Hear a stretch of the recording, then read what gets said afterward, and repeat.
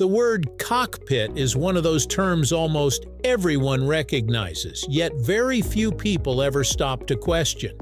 Every time a pilot boards an airplane, they're said to enter the cockpit, but what does that word actually have to do with flying? The answer is surprisingly old, stretching back centuries before the first airplane ever left the ground. Its origins involve medieval entertainment, naval warfare, and the gradual evolution of language, eventually becoming one of aviation's most familiar terms. Along the way, the meaning of cockpit changed several times, each reflecting the needs of a different era. So why is it called a cockpit? Understanding why reveals how history leaves traces in the words we still use today. Let's trace the story of this unusual name right here on History of Simple Things.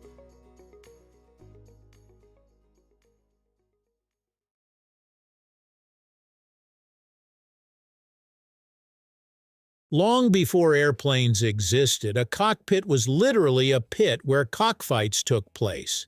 Cockfighting, the practice of placing two specially bred roosters in a confined area to fight each other, was a popular form of entertainment in many parts of Europe and Asia for centuries.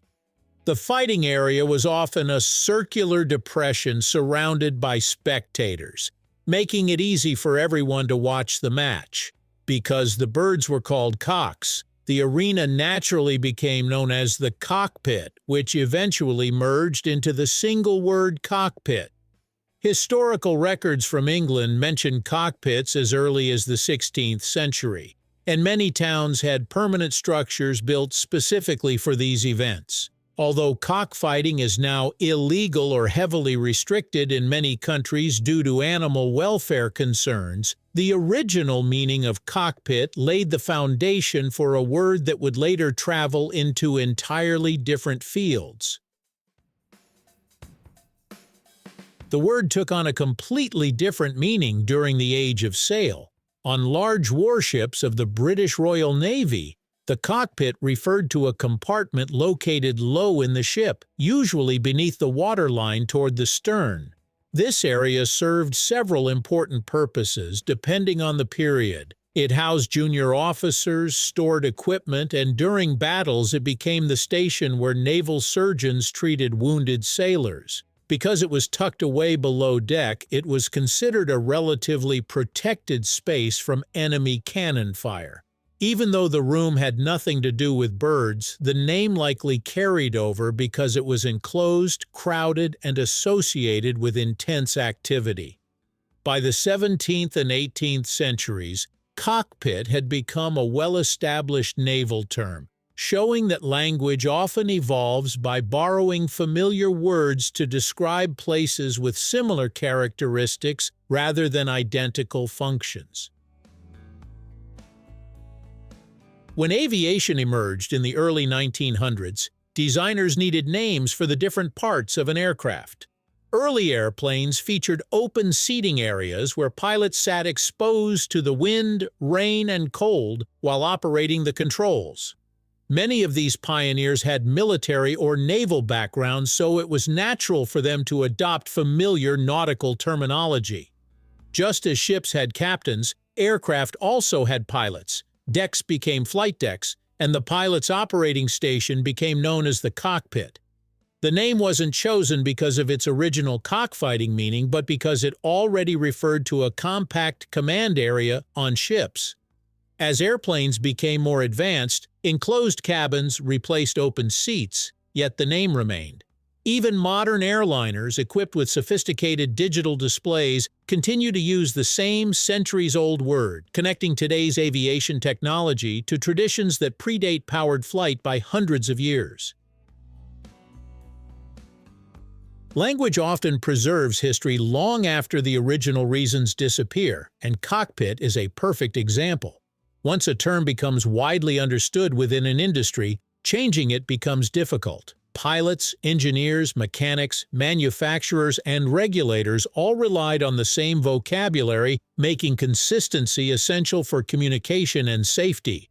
Throughout the rapid development of aviation during the First and Second World Wars, Millions of manuals, blueprints, and training materials used the word cockpit. As commercial aviation expanded after the wars, airlines and aircraft manufacturers continued using the established terminology. Because everyone already understood what the cockpit meant, there was little practical reason to replace it. Many English words survive in exactly the same way, keeping names that no longer reflect their original meanings. In this case, the word gradually lost any connection to cockfighting and instead became universally associated with the place where pilots control an aircraft. Although cockpit remains the most common everyday term, it is not the only name used in aviation. In commercial airline operations, many professionals prefer the term flight deck, especially when referring to the operating area of large passenger aircraft. The phrase emphasizes that this space is the working environment where the flight crew performs its duties, not just a compartment inside the airplane. Some organizations also adopted flight deck because it sounds more professional and avoids the historical associations of the word cockpit. Despite this shift, both terms remain correct and are widely understood throughout the aviation industry. Regulatory agencies, aircraft manufacturers, and airlines often use either term depending on the context. Pilots themselves frequently switch between the two without giving it much thought. Rather than replacing cockpit, flight deck became an alternative that better reflects modern commercial aviation and the realities of air travel. It is now standard language in many manuals, briefings, and airline communications around the world for pilots, crew members, and passengers alike across the industry. So, why is it called a cockpit? The word began as a term for a cockfighting pit, then was adopted by the Royal Navy for a compartment on warships. Early aviators borrowed that naval term for the pilot's operating area, and it stuck. Even though many professionals now also say flight deck, cockpit remains the familiar aviation word worldwide. It's a simple reminder that language often carries history with it, long after the original meaning has faded. And in this case, the name survived, even as the technology changed completely. Thank you for watching. If you have suggestions for our next video, feel free to share them in the comments below. We'll be sure to give you an acknowledgement for your contribution.